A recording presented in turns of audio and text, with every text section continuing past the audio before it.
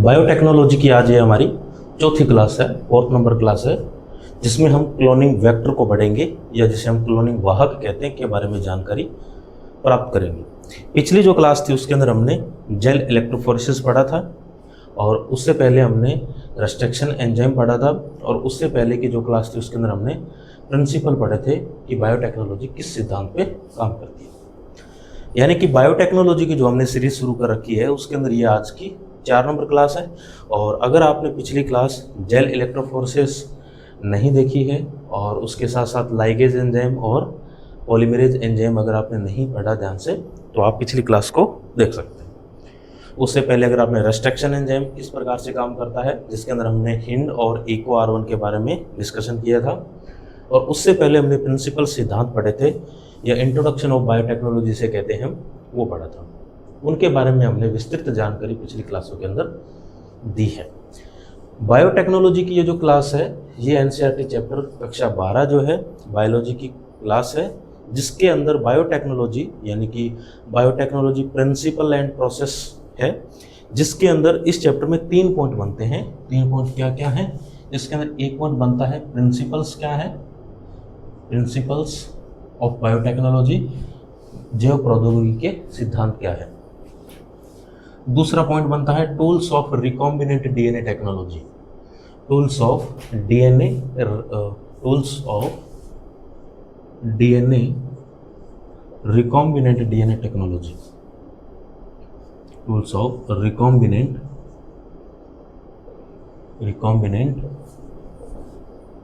DNA technology. और third जो point है वो है process of recombinant DNA technology. ये 3 पॉइंट अगर हम क्लियर कर लेते हैं तो हमारा जो बायोटेक्नोलॉजी वाला जो चैप्टर है वो अच्छे से क्लियर हो जाता है और हमारा एक भी नंबर जो है एग्जाम में कटेगा नहीं। जो हमारे प्रिंसिपल्स हैं इनके अंदर हमने क्या डिस्कशन किया, इनके अंदर हमने साइंटिस्ट थे कुछ जिन्होंने बायोटेक्नोलॉजी को समझाने का प्रयत्न किया या इन्होंने समझाने का प्रयास किया था। जैसे कि उनके अंदर प्रिंसिपल्स में जो साइंटिस्ट आते हैं, जैसे कि लुई पास्चर आते हैं, कार्ल इरेकी हैं, ओलबर्ग है और स्टैनले कोहेन और हर्बर्ट बोयर नाम की 4-5 साइंटिस्ट आते हैं जिन्होंने अलग अलग अपने अवधारणाएं दी थी। इसके अंदर हमने और क्या पढ़ा था? हमने इसके अंदर जेनेटिक इंजीनियरिंग पढ़ा था, जेनेटिक इंजीनियरिंग जिसको हम आनुवांशिकी अभियांत्रिकी कहते हैं, और हमने इसके अंदर केमिकल इंजीनियरिंग पढ़ा था। इसी के साथ साथ थोड़ा सा हमने रिकॉम्बिनेंट डीएनए भी पढ़ा था, जो कि कोलबर्ग ने बताया था सबसे पहले, जिसमें लैम्डा फेज और सिमियन 40 वायरस जो था, ये सारी बातें हमने प्रिंसिपल वाली क्लास में पढ़ ली थी। सेकंड जो क्लास है जिसके अंदर हमने tools of recombinant DNA technology, जिसके अंदर 5 पॉइंट पढ़ रहे हैं हम, जिसमें से 3 हम पढ़ चुके हैं, चौथा आज हम पढ़ेंगे। 5 पॉइंट कौन कौन से हैं? जैसे कि इसके अंदर 5 पॉइंट अगर बनाने हो तो एक तो हम पढ़ते हैं रेस्ट्रिक्शन एंजाइम, जो कि हमने विस्तृत जानकारी पिछली क्लास में ली है। और इसी के अंदर एक टॉपिक आता है जेल इलेक्ट्रोफोरेसिस, उसके बाद आता है लाइगेज एंजाइम, और 3 नंबर टॉपिक है हमारा पॉलीमरेज एंजाइम, और 4 नंबर जो टॉपिक है जो कि हम आज पढ़ने वाले हैं, जिसे हम कहेंगे क्लोनिंग वेक्टर, जिसे हम क्लोनिंग वाहक भी बोलते हैं। और 5वां जो पॉइंट है हमारा होस्ट यानी कि परपोषी जीव है, उसको पढ़ने वाले हैं। ये हमारे टूल्स हैं, ये 5 टूल्स हैं। इन 5 टूल्स के अंदर हमने रेस्ट्रिक्शन एंजाइम पढ़ लिया, लाइगेज एंजाइम पढ़ लिया, पॉलीमरेज पढ़ लिया। आज हम क्लोनिंग वेक्टर के बारे में डिस्कस करेंगे और उसके बाद जो हमारी क्लास होगी वो होस्ट के बारे में होगी। प्रिंसिपल्स के अंदर हमने बहुत सारी बातें पढ़ी। तो आज की क्लास हमारी रही क्लोनिंग वेक्टर। इस क्लोनिंग वेक्टर को और नाम भी दिए जा सकते हैं, जैसे कि क्लोनिंग वाहक इसको नाम दिया जा सकता है, क्लोनिंग वाहक इसको नाम दिया जा सकता है। इसको एक नाम और दिया जा सकता है प्लाज्मिड। और ये जो प्लाज्मिड है एक प्रकार का क्या होता है, डीएनए होता है, किसी न किसी बैक्टीरिया का या किसी जीव का जो है डीएनए यानी कि आनुवंशिक पदार्थ होता है, जेनेटिक मटेरियल होता है। हम यहाँ पर जो नाम यूज करेंगे वो होगा प्लाज्मिड। मैं जो बार बार नाम लूँगा क्लोनिंग वाहक या डीएनए या जिस क्लोनिंग वेक्टर का नाम ले रहे हैं वो प्लाज्मिड है, और वो प्लाज्मिड जो है उसका नाम है PBr 322। और आज की क्लास जो इस सारी की सारी क्लास इस PBr 322 के इर्द गिर्द घूमने वाली है। तो हम शुरुआत करेंगे क्लोनिंग वेक्टर के बारे में।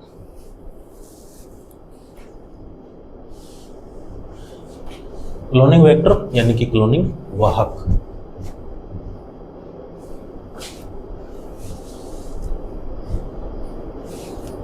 ये क्लोनिंग वाहक जो है आर्टिफिशियल है, बनाया गया है, इसे कृत्रिम वाहक बोलते हैं इसको। तो क्लास हमारी शुरू होती है क्लोनिंग वेक्टर, क्लोनिंग वेक्टर जिसको हम क्लोनिंग वाहक भी बोलते हैं, क्लोनिंग वाहक। ये जो क्लोनिंग वाहक है इसको हम आर्टिफिशियल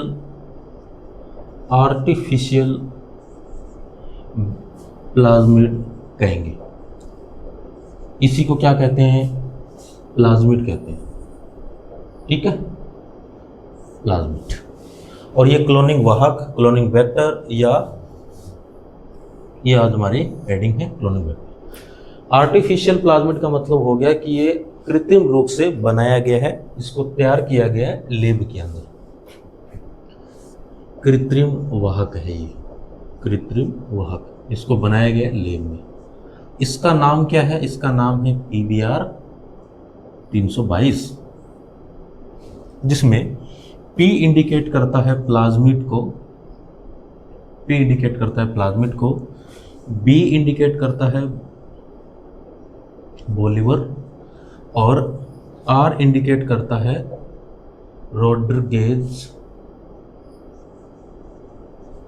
ठीक है, रोड्रिगेज। और 322 एक नंबर है, एक सीक्वेंस है यहाँ पर। ठीक है, ये हमने जाना। अब आर्टिफिशियल है तो मतलब इसको लैब में बनाया गया है, और जब बनाया जाता है तो अपनी इच्छा के अनुसार इसके अंदर अपने इच्छा से डिजायर्ड जो जीन और एंटीबायोटिक होते हैं उनको ऐड किया जाता है। PBr 322 को डिस्कवर नहीं किया जा रहा, इसको इन्वेंट किया जा रहा है, मतलब कि ये खोजा नहीं जा रहा, ये एक प्रकार से बनाया जाता है, इन्वेंटेड 1977 के अंदर बनाया जा रहा है, लैब के अंदर बनाया जाता है, इसलिए इसको आर्टिफिशियल प्लाज्मिड कहते हैं, इसको कृत्रिम वाहक भी बोलते हैं, इसको हम PBr 322 कहते हैं। इन्वेंट किया जा रहा है लैब के अंदर 1977 के अंदर। P का मतलब यहाँ पे प्लाज्मिड है, B का मतलब बोलीवर और R का मतलब रोड्रिगेज और 322 इसका एक नंबर है। अब ये PBr 322 जो है इसके अंदर, या क्लोनिंग वेक्टर जो है इसके अंदर हम 4 पॉइंट होंगे, और वो 4 पॉइंट क्या क्या है? एक तो पॉइंट होगा ओराई, जिसको हम कहते हैं ओरिजिन ऑफ रेप्लिकेशन। एक पॉइंट हम पढ़ेंगे सिलेक्टेबल मार्कर, जो कि आज का सबसे इंपॉर्टेंट टॉपिक है यहाँ पर, सिलेक्टेबल मार्कर। एक हम पढ़ेंगे क्लोनिंग साइट, क्लोनिंग साइट्स, और एक टॉपिक हमारा होगा क्लोनिंग जीन, क्लोनिंग जीन। और ये जो क्लोनिंग वेक्टर जो है PBr 322, इसमें सबसे इंपॉर्टेंट अगर कोई है तो वो सिलेक्टेबल मार्कर है। ये सारी की सारी क्लास आज इसके लिए होने वाली है। अब मैं आपको बताता हूँ कि PBr 322 होता कैसा है, तो मैं इन सबको यहाँ से मिटा देता हूँ। PBr 322, अभी PBr 322 जो है इनके अंदर 4 प्रकार की चीज़ें पाई जाती हैं। ये तो है 4 प्रकार के पॉइंट जो हम डिस्कस करने वाले हैं, और 4 प्रकार की चीज़ें पाई कौन कौन सी जाती है? एक तो पाया जाता है इसके अंदर रेजिस्टेंस जीन पाए जाते हैं, रेजिस्टेंस जीन, जो कि 2 प्रकार के होते हैं। एक तो है AMP और एक का नाम है टेट्रासाइक्लिन, AMPR और TET-R। दूसरा पॉइंट है हमारे पास यहाँ पर क्लोनिंग साइट जो है, क्लोनिंग साइट, और या फिर इसको हम बोल देंगे रिकॉग्निशन साइट, रिकॉग्निशन साइट, जो कि यहाँ पर 8 प्रकार की होने वाली है। और तीसरा जो पॉइंट हमारे पास होगा वो होगा रोप, रिप्रेशर ऑफ प्रोटीन, और एक और हम पढ़ेंगे क्लोनिंग साइट, रेजिस्टेंस जीन, और एक हो गया हमारा ओराई। ये 4 पॉइंट हम पढ़ने वाले हैं। PBr 322 क्या है, तो मैं आपको बताऊं PBr 322 कुछ इस प्रकार से हुआ। बहुत अच्छा बना, डायग्राम बहुत अच्छा बनाते हैं, लेकिन कभी घमंड नहीं किया। PBR 322 के अंदर देखो, ये है हमारे पास PBR 322। इसके अंदर देखो 4 चीज़ें हैं। रेजिस्टेंस जीन पाया जाता है जो कि यहाँ पर इस जगह पर पाया जाता है, एम्पिसिलिन रेजिस्टेंस। एक यहाँ पर होता है जो कि है टेट्रासाइक्लिन रेजिस्टेंस। और ये तो हो गए। इसके अलावा क्लोनिंग साइट 8 होती है। कौन कौन सी? यहाँ से शुरू करता हूँ। एक साइट का नाम है PST1, ठीक है। इन सबके मैं आपको सबके बारे में बताने वाला हूँ।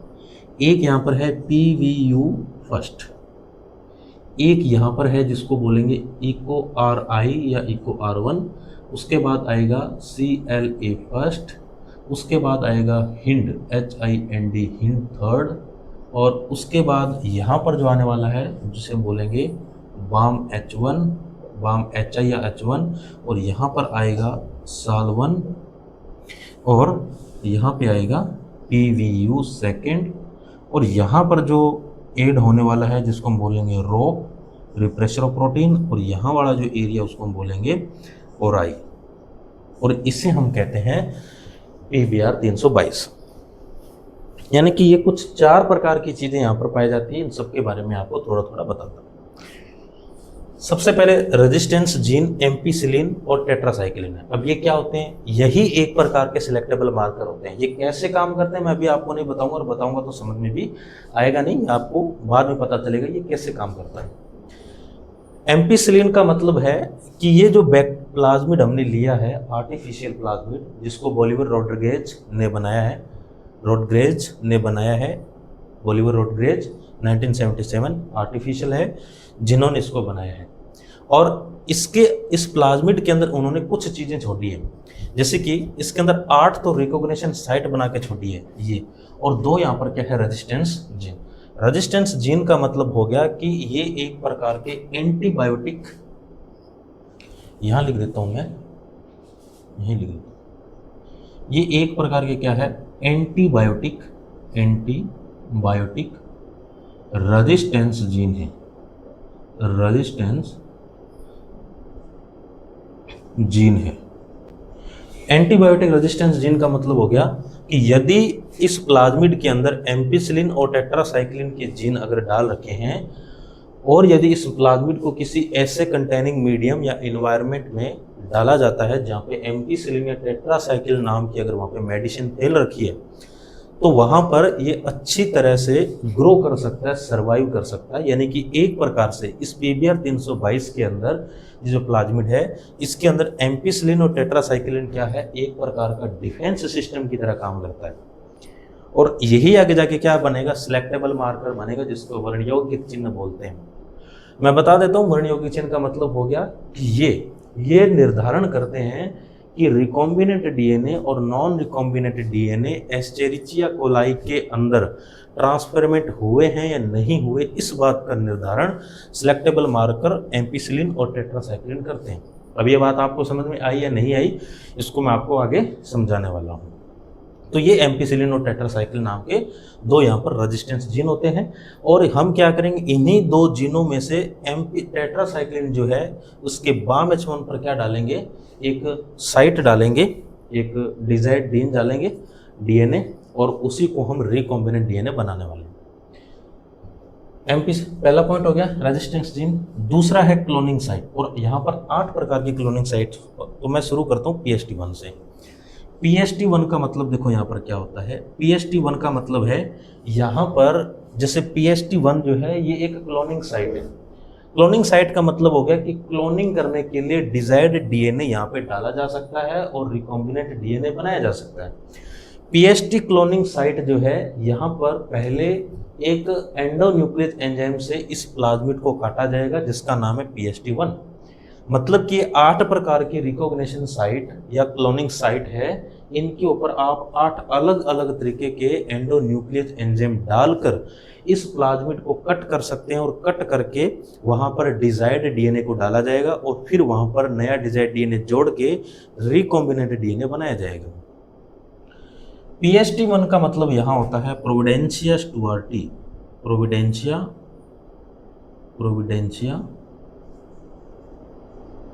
स्टुअर्टी। अब ये प्रोविडेंशिया स्टुअर्टी क्या है? ये एक प्रकार का बैक्टीरिया है।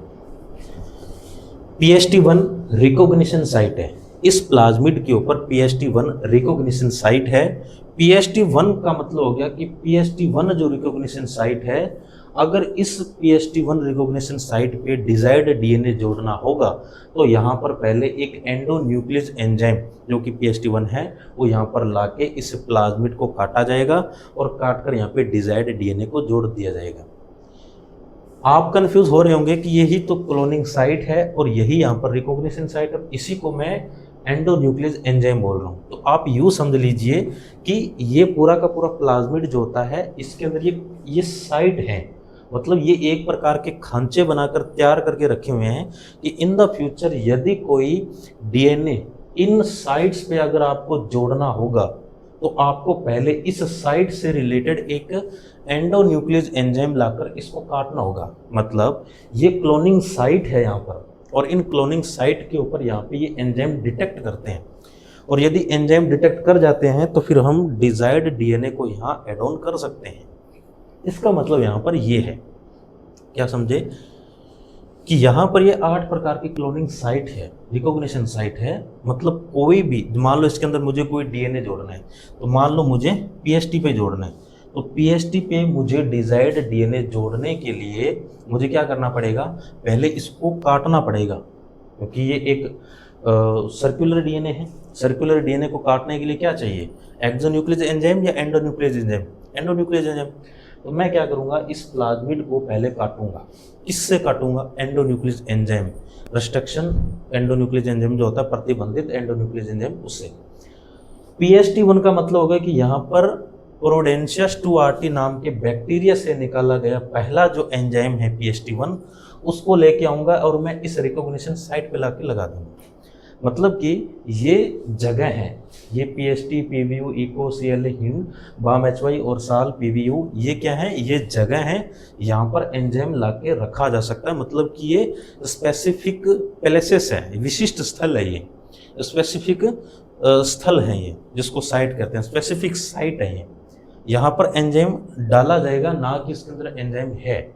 मतलब ये समझ लीजिए किसी कमरा है, कमरे के अंदर गेट लगाया जाएगा, गेट लगा हुआ नहीं है वहाँ पर, सिर्फ और सिर्फ वहाँ पे जगह छोड़ दी गई है। जैसे मान लो ये कमरा है, कमरे के अंदर ये है, तो अब ये गेट लगा नहीं है, ये फिर से एक खांच छोड़ा गया यहाँ पर, आप यहाँ पर एक गेट इस प्रकार से लाके जोड़ देंगे।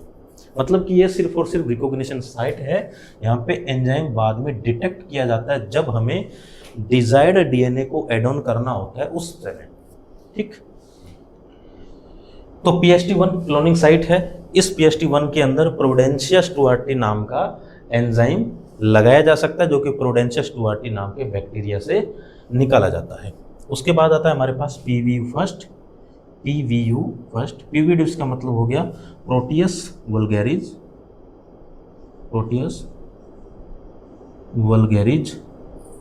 उसके बाद आता है इको R1 या इसको I भी बोलते हैं क्योंकि ये रोमन संख्या में लिखा जाता है। एस्चेरिचिया, इसके बारे में तो आप पढ़ चुके हैं, एस्चेरिचिया कोलाई, जो कि सबसे ज़्यादा फेमस है यहाँ पर इको और हिंड ये सबसे ज़्यादा फेमस है। अच्छा, उसके बाद CLA फर्स्ट, जिसको कैरियोफेनम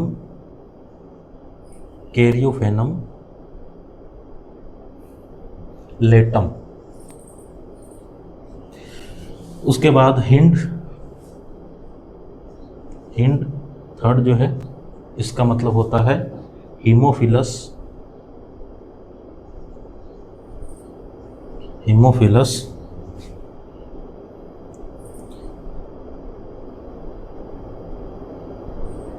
इन्फ्लुएंजा।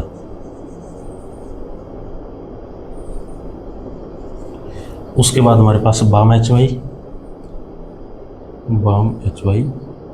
इसको बाम H1 भी बोलते हैं, इसका मतलब है बेसिलस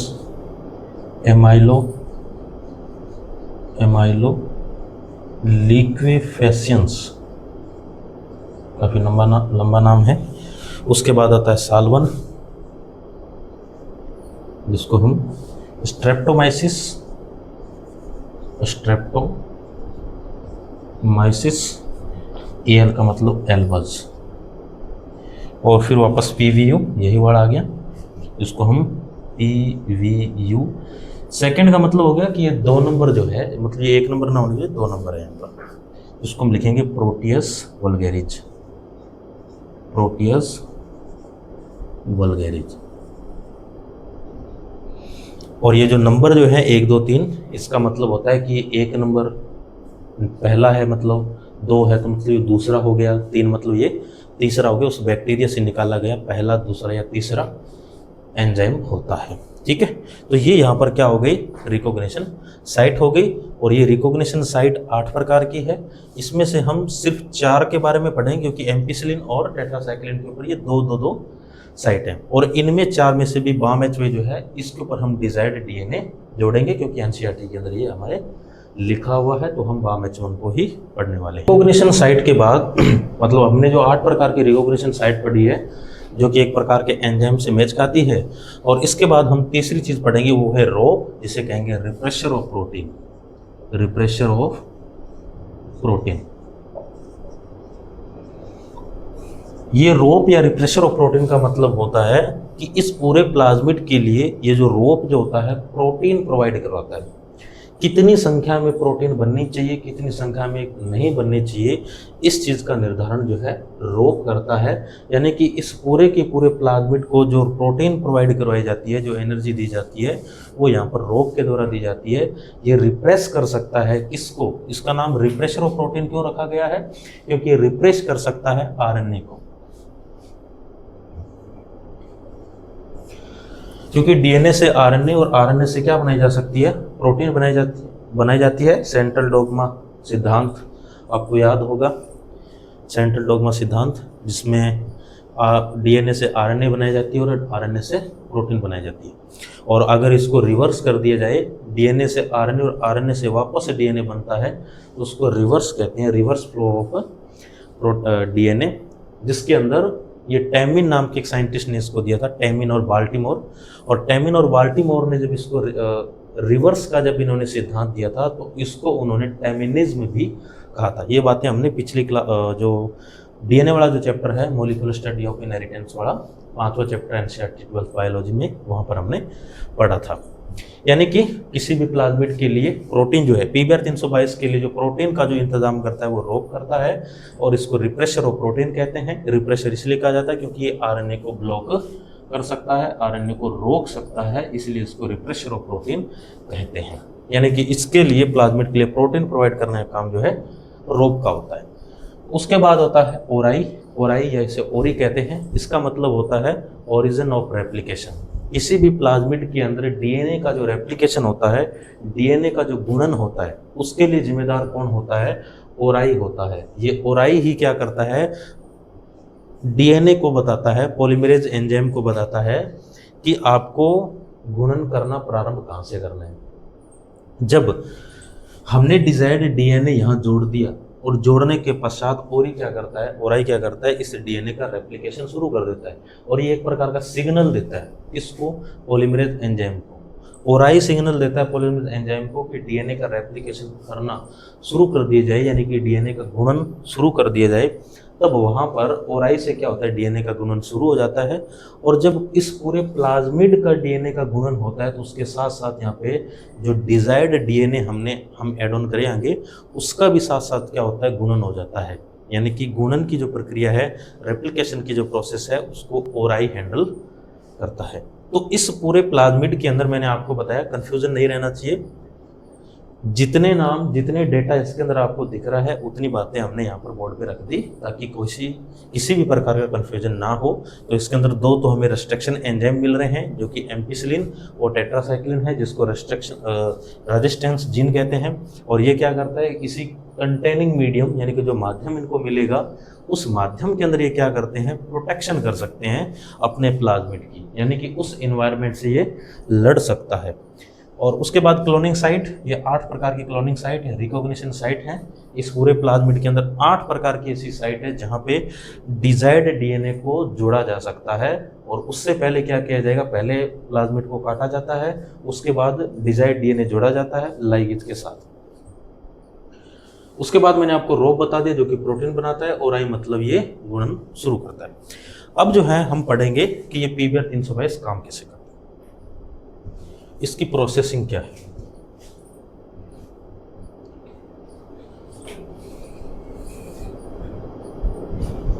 शुरुआत के लिए क्या करेंगे, हम सबसे पहले एक माइक्रो ट्यूब लेंगे, एक छोटी टेस्ट ट्यूब लेंगे।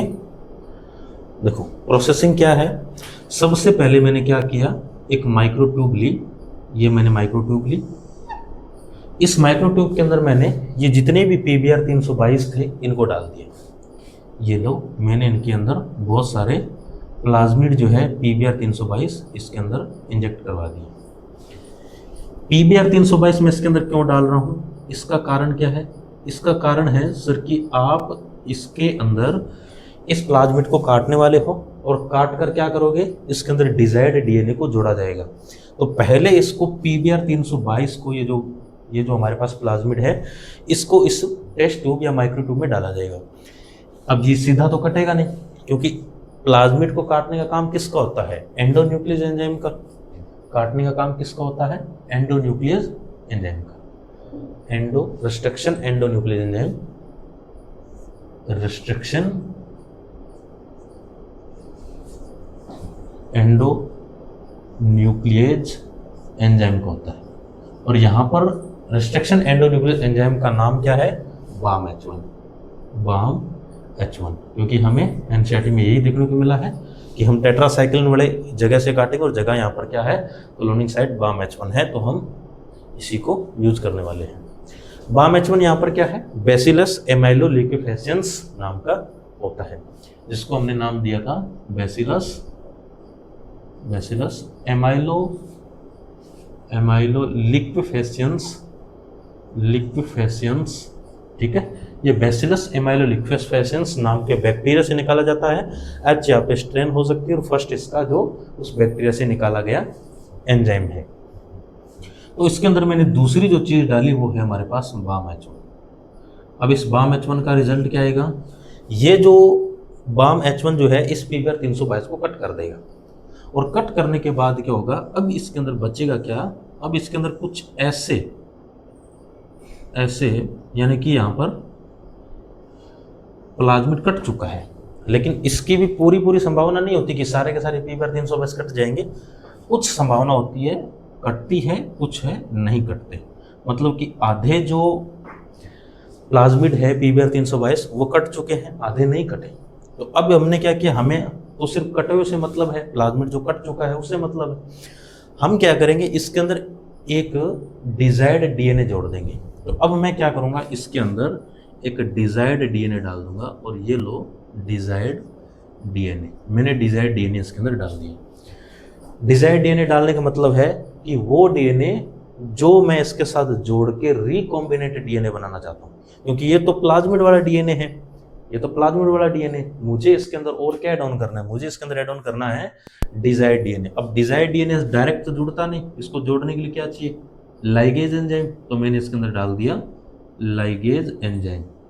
आपको पता है कि डिजायर्ड डीएनए को जोड़ने का जो काम है वो कौन करता है, यहाँ पर लाइगेज एंजाइम करता है, और पॉलीमरेज एंजाइम गुणन करने का काम करता है, जो कि पिछली क्लास में हमने पढ़ा था।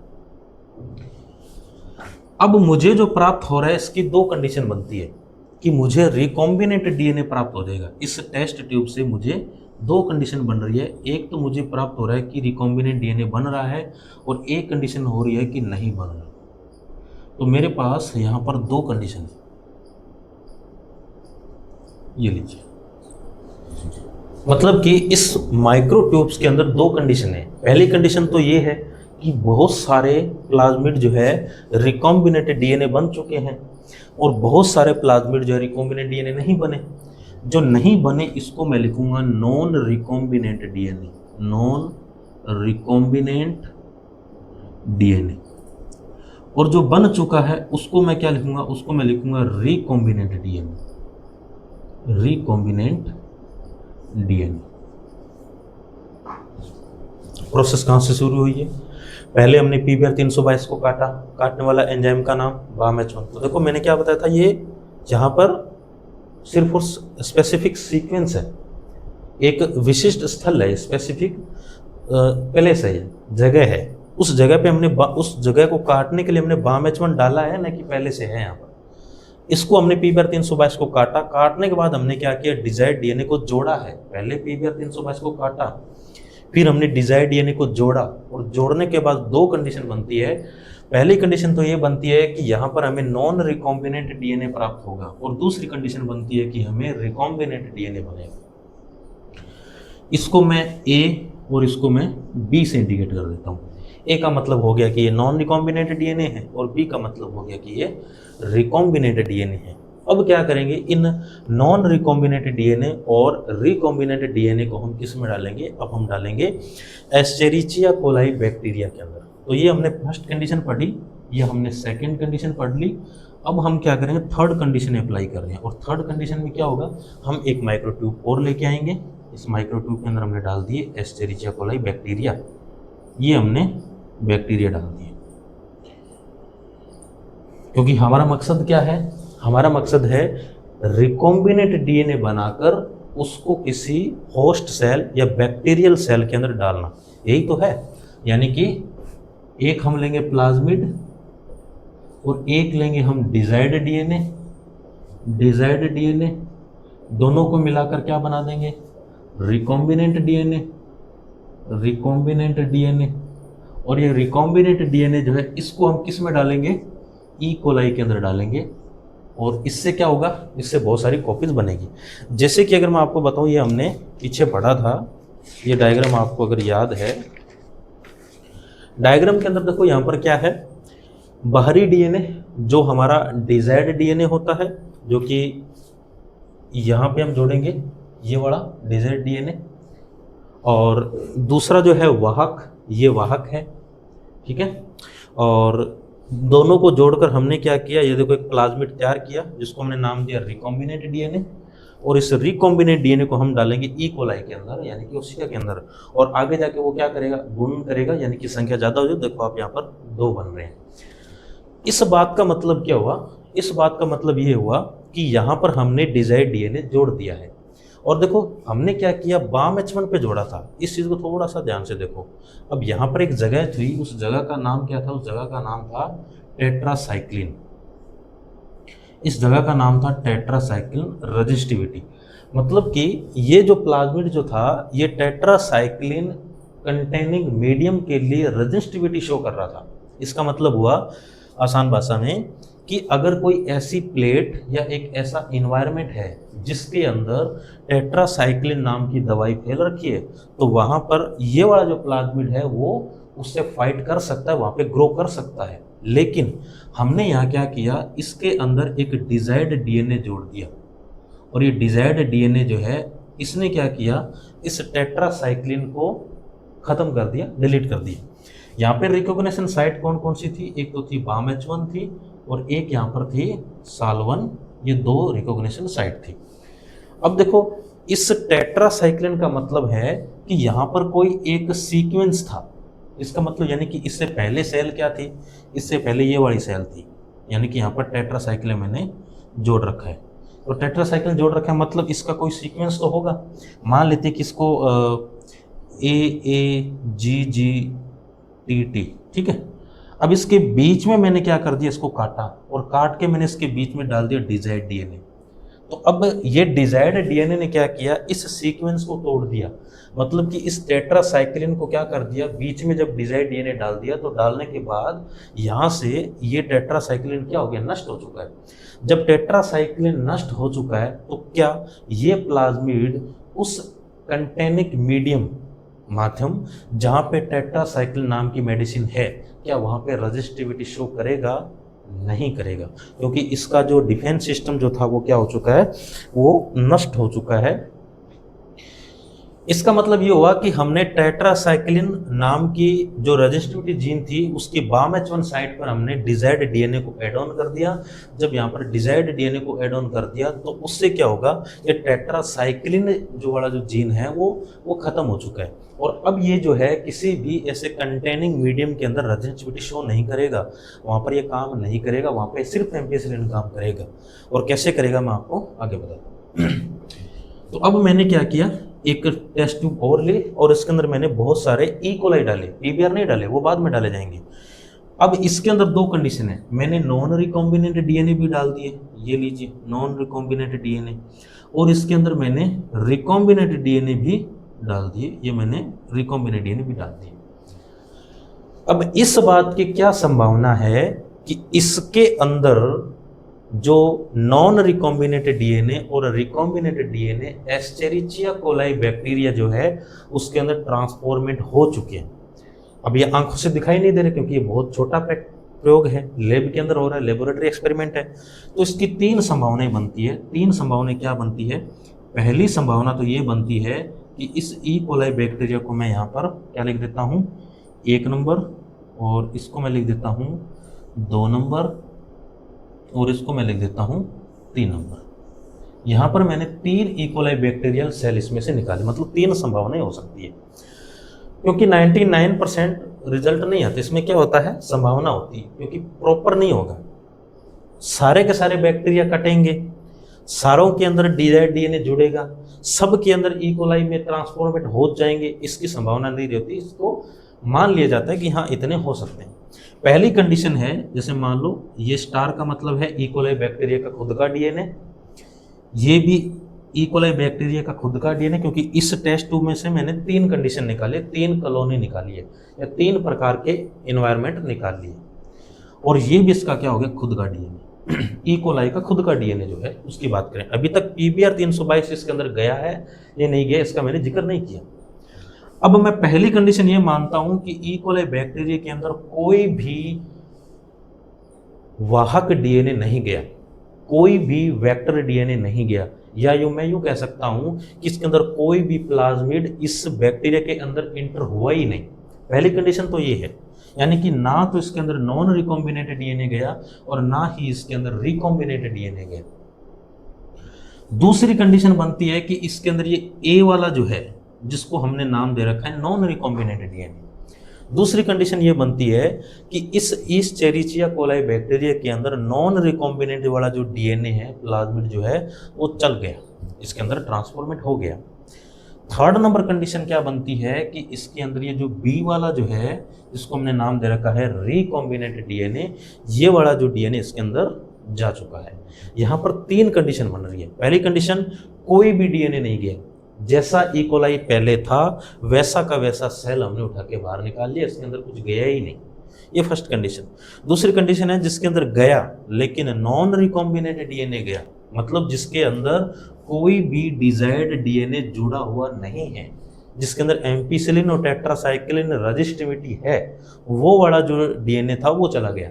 और थर्ड कंडीशन मैं ये बता रहा हूँ कि इसके अंदर रिकॉम्बिनेटेड डीएनए चला गया, कौन सा, जिसपे हमने टेट्रासाइक्लिन पे बाम H1 साइट पे डिजायर्ड डीएनए जोड़ दिया था, वो चला गया। तो यहाँ पर 3 कंडीशन बन रही है।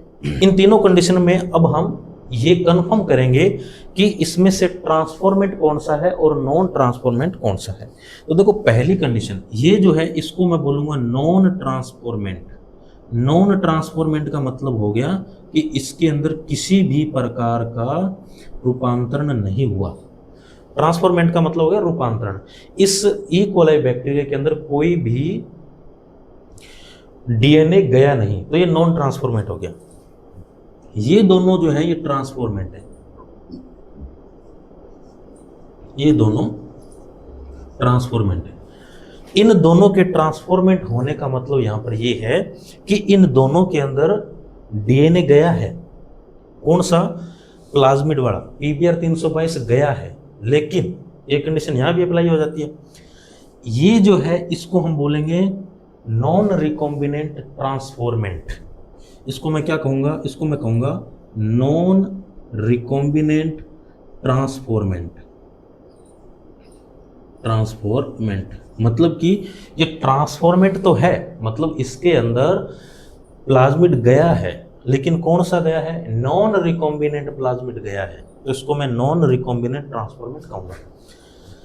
इसको मैं क्या कहूंगा? इसको मैं कहूंगा रिकॉम्बिनेंट ट्रांसफॉर्मेंट, रिकॉम्बिनेंट ट्रांसफॉर्मेंट कहूंगा, ट्रांसफॉर्मेंट कहूंगा। ठीक है, इनको मैं थोड़ा सा यहां बना देता हूं, PBr 322 को मैं हटा देता हूं, यहां बना देता हूं।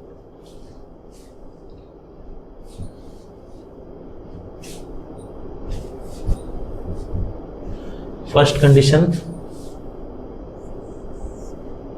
1 number, second condition 2 number, and third condition, मतलब कि ये इस माइक्रोट्यूब से निकालने वाले सेल हैं जिसको बैक्टीरियल सेल कहते हैं। फर्स्ट बैक्टीरियल सेल के अंदर खुद का डीएनए तो होता ही है, इसमें भी है ये खुद का डीएनए जिसको मैं स्टार बना के रिप्रेजेंट कर रहा हूँ। और पहले के अंदर कोई किसी प्रकार का प्लाज्मिड एंटर हुआ ही नहीं, मतलब कि ना तो ये वाला हुआ, ये वाला जो कि नॉन रिकॉम्बिनेंट है, और ना ये वाला हुआ जो कि रिकॉम्बिनेंट है, दोनों ही नहीं हुए इसके अंदर। इसके अंदर गया कौन सा? नॉन रिकॉम्बिनेंट, ये लो नॉन रिकॉम्बिनेंट। और नॉन रिकॉम्बिनेंट का मतलब क्या है? इसके अंदर एम्पिसिलिन भी है और इसके अंदर टेट्रासाइक्लिन दोनों है, इस चीज का ध्यान रखना। और इसका मतलब क्या है? इसका मतलब यहाँ पे रिकॉम्बिनेटेड डीएनए गया है, जिसका मतलब यहाँ पे एम्पिसिलिन तो है लेकिन टेट्रासाइक्लिन नहीं है। यहाँ पे एम्पिसिलिन है सिर्फ और सिर्फ एम्पिसिलिन है, टेट्रासाइक्लिन नहीं है। ठीक है, अब इसका मतलब हो गया कि अब हम इन तीनों में से इन तीनों को क्या करेंगे? अलग अलग कंटेनिंग मीडियम में डालेंगे। यानी कि इनको हम क्या करेंगे?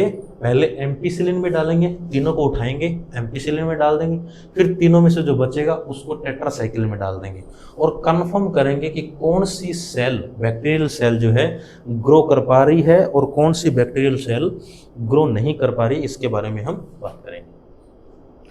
तो मैं क्या कर रहा हूँ, यहाँ पर इसको मिटा देता हूँ ताकि आपको क्लियर हो जाए।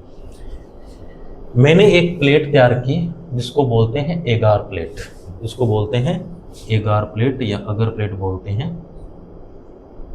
ठीक है, इसके अंदर इन सभी कॉलोनीज को डाल दिया। अब हमें पता नहीं है कि कौन सा रिकॉम्बिनेंट है, कौन सा नॉन रिकॉम्बिनेंट है, कौन सा नॉन ट्रांसफॉर्मेंट है। मैंने क्या किया, इसमें से सीधे सीधे निकाले और सारे के सारे इकट्ठे कर दिए ऐसे।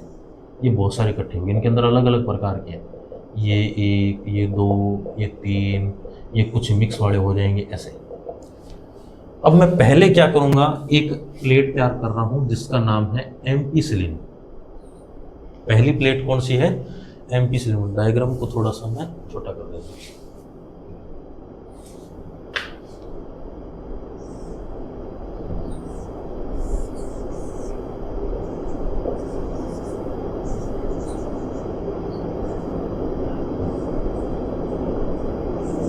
ठीक है, पहली कंडीशन ये लीजिए। इसके अंदर मैंने एम्पिसिलिन नाम की दवा फैला रखी है। कौन सी दवा है? एम्पिसिलिन, यानी कि कंटेनिंग मीडियम यहाँ पर एम्पिसिलिन है। और दूसरी कंडीशन में अप्लाई कर रहा हूँ जिसके अंदर टेट्रासाइक्लिन है, यहाँ पर टेट्रासाइक्लिन नाम की मेडिसिन। मैंने क्या किया, ये जो अगार प्लेट है, इस माइक्रोट्यूब्स के सारे इकोलाई बैक्टीरिया, कुछ इकोलाई बैक्टीरिया इसके अंदर डाले, और मैं क्या कर रहा हूँ, कुछ निकाल रहा हूँ। मान लो मैंने 3 प्रकार के निकाले, एक ग्रो कर रहा है, ग्रो नहीं कर रहा, पहला ग्रो कर रहा है, दूसरा ग्रो कर रहा है। अब ये क्या हुआ, इसको समझो। मैंने क्या किया, इनमें से जो यहाँ डाले थे 11 प्लेट में से, इनमें से कुछ निकाले और यहाँ डाले, और यहाँ पर मुझे 3 प्रकार की कंडीशन मिल रही है। पहली कंडीशन तो वो है कि जो ई कोलाई बैक्टीरिया सर्वाइव नहीं कर रहा। अब ये ई कोलाई बैक्टीरिया सर्वाइव क्यों नहीं कर रहा? क्योंकि ई कोलाई बैक्टीरिया वो है जिसके अंदर खुद का डीएनए है और उसके अंदर ना तो एम्पिसिलिन है और ना ही उसके अंदर क्या है, टेट्रासाइक्लिन है। मतलब कि इस ई कोलाई बैक्टीरिया के पास रेजिस्टिविटी, जो डिफेंस सिस्टम है, वो ई कोलाई बैक्टीरिया के अंदर है ही नहीं। वो किसके पास है? वो प्लाज्मिड जिसके अंदर एंटर हुआ है उसके पास है। तो क्या ये ई कोलाई बैक्टीरिया इसके अंदर एम्पिसिलिन वाली मेडिसिन के अंदर सर्वाइव कर पाएगा? नहीं कर पाएगा। इसकी एंटीबायोटिक ही नहीं है इसके पास, मतलब कि इसके पास रोग प्रतिरोधक क्षमता खत्म है, ये लड़ ही नहीं सकता, ये एम्पिसिलिन से नहीं लड़ पाएगा। जब ये एम्पीसिलिन से लड़ नहीं पाएगा तो ये वाली जो सेल है वो क्या हो गई, वो खत्म हो चुकी है, नष्ट हो चुकी है।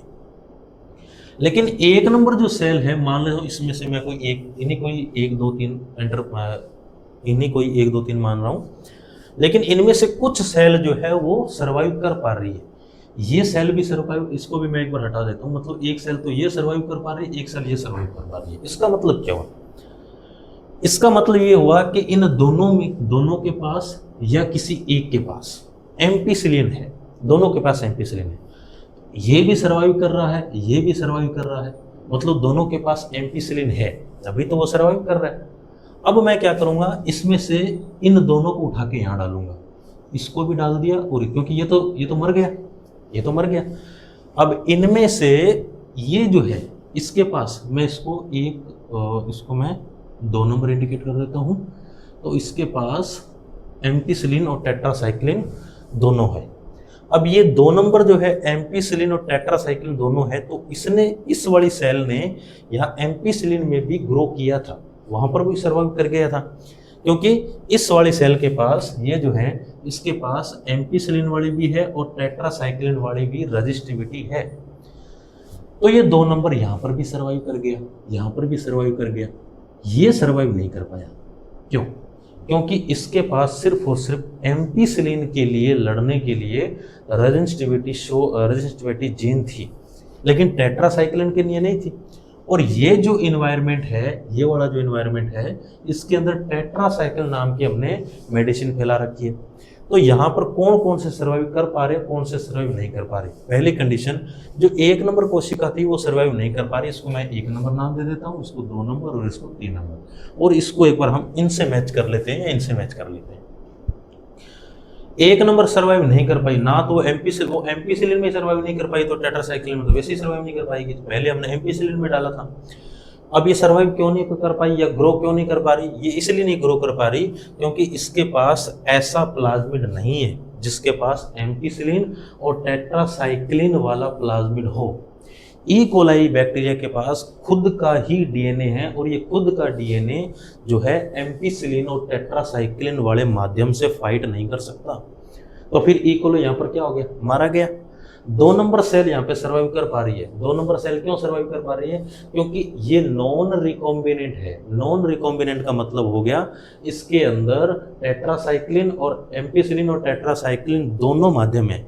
ये जो डीएनए है ये एम्पीसिलिन में भी सर्वाइव कर जाता है, और ये यहाँ पर देखो टेट्रासाइक्लिन में भी सर्वाइव कर जाता है, क्योंकि इसके पास कोई भी डिजायर्ड डीएनए एंटर नहीं हुआ, यानी कि इसकी जो रजिस्टिविटी जो है, प्रतिरोधकता अभी सेफ है, ये फाइट कर सकता है। 3 नंबर जो है वो हमारे पास कौन सा है? जिसके अंदर सिर्फ और सिर्फ एम्पीसिलिन है, टेट्रासाइक्लिन नहीं है। तो हमने क्या किया, इस प्लेट में से जब इस 3 नंबर कोशिका उठा के यहाँ डाला तो ये यहाँ पे सर्वाइव नहीं कर पाया। क्यों नहीं कर पाया? क्योंकि इसके पास सिर्फ एम्पीसिलिन से लड़ने के लिए एंटीबायोटिक है, लेकिन टेट्रासाइक्लिन से लड़ने के लिए नहीं है, क्योंकि वो तो हमने क्या कर दिया, डैमेज कर दिया डिजायर्ड डीएनए डालने के लिए।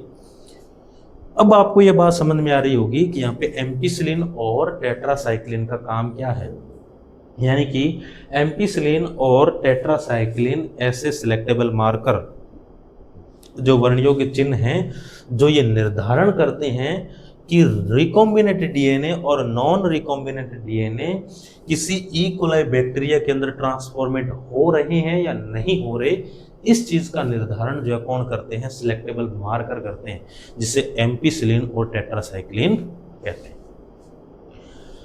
ये हमारा जो क्या था, मेन टॉपिक था। तो आज की क्लास के अंदर हमने क्या क्या पढ़ा? आज की क्लास में हमने पढ़ा, प्रीवियस जो क्लास थी उसका हमने थोड़ा सा रिवाइज किया था, 3 क्लासें थी जिसके अंदर प्रिंसिपल पढ़े थे। उसके बाद की जो क्लास थी उसके अंदर हमने रेस्ट्रिक्शन एंजाइम यानी कि टूल्स को पढ़ा था, और तीसरी जो क्लास थी वो जेल इलेक्ट्रोफोरेसिस और लाइगेज एंजाइम और पॉलीमरेज एंजाइम पढ़ा था। ये आज जो है बायोटेक्नोलॉजी की चौथी क्लास थी, और इस चौथी क्लास के अंदर हमने क्या पढ़ा? PBR 322 यानी कि क्लोनिंग वेक्टर पढ़ा। और ये क्लोनिंग वेक्टर जो होता है, जिसको हम क्लोनिंग वाहक बोलते हैं, इसके अंदर 4 चीज़ें होती है। एक तो होता है ORI ओरिजिन ऑफ रेप्लिकेशन, एक होता है सिलेक्टेबल मार्कर जिसको वर्ण योगक चिन्ह बोलते हैं, एक इसको हम बोलते हैं क्लोनिंग साइट, और एक था क्लोनिंग जीन। ये 4 पॉइंट इस क्लोनिंग वेक्टर के अंदर आते हैं। और क्लोनिंग वेक्टर में सबसे इंपॉर्टेंट जो है वो है हमारे पास वेक्टर PBR 322, जो कि एक प्रकार का आर्टिफिशियल यानी कि कृत्रिम वाहक है। कृत्रिम वाहक का मतलब हो गया कि इसको बनाया जा रहा है, ये किसी प्रकार की नेचुरल प्रोसेस से इंजेक्ट नहीं किया गया है। बनाने का मतलब है इसको बनाया जाता है। यहाँ पर लगभग 8 प्रकार की क्लोनिंग साइट हमें देखने को मिली, 2 प्रकार के यहाँ पे रेजिस्टेंस जीन देखने को मिले, एक हमें यहाँ पर रिप्रेसर प्रोटीन रोप देखने को मिला, एक हमें ओराई यानी कि ओरिजिन ऑफ रेप्लिकेशन जो डीएनए का गुणन कर सकते हैं ये देखने को मिला।